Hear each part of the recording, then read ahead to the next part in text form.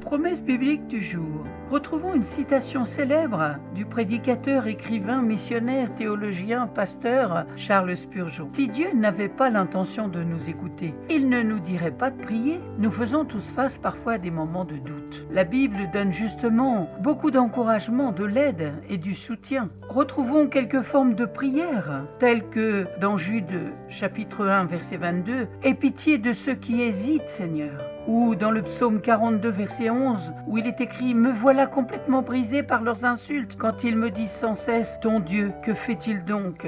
Priez pour ceux qui doutent, que leur foi puisse être renouvelée. Dans 2 Pierre chapitre 1 verset 19, il est écrit « Et nous tenons pour d'autant plus certaine la parole prophétique à laquelle vous faites bien de prêter attention, comme à une lampe qui brille dans un lieu obscur, jusqu'à ce que le jour vienne apparaître et que l'étoile du matin se lève dans vos cœurs. Amen. » Et dans Job chapitre 4 verset 3 à 4, il est écrit « Toi qui as fait l'éducation de tant de gens et savais fortifier les bras trop fatigués, toi qui trouvais les mots pour remettre debout ceux qui n'en pouvaient plus et relever ceux qui pliaient sous le lourd fardeau. » Voilà quelques formes de prière à faire pour tous vos amis ou pour vous-même d'ailleurs. Laissez-vous inspirer par le Saint-Esprit. Lisez la Bible et plus vous lirez la Bible, plus elle vous enseignera, elle vous conseillera comment prier. Un encouragement dans Ésaïe chapitre 40 versets 28 à 29. Ne le sais-tu pas, ne l'as-tu pas entendu dire? Le Seigneur est Dieu de siècle en siècle. Il a créé la terre d'une extrémité à l'autre. Jamais il ne faillit.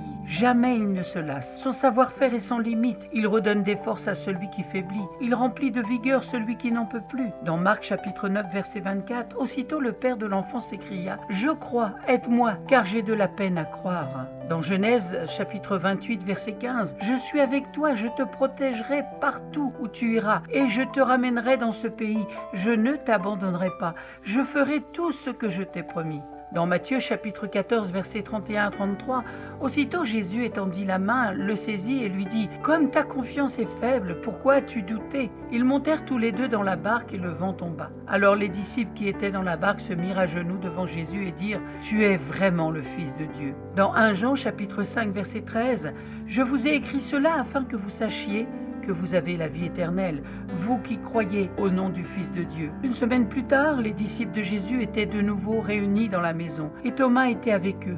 Les portes étaient fermées à clé, mais Jésus vint, et debout au milieu d'eux, il dit « La paix soit avec vous. » Puis il dit à Thomas « Mets ton doigt ici et regarde mes mains. Avance ta main et mets-la dans mon côté. Cesse de douter et crois. » Thomas lui répondit « Mon Seigneur et mon Dieu. » Jésus lui dit « C'est parce que tu m'as vu que tu as cru. Heureux sont ceux qui croient sans m'avoir vu. » Amen. Merci d'avoir pris du temps pour écouter Promesse biblique du jour.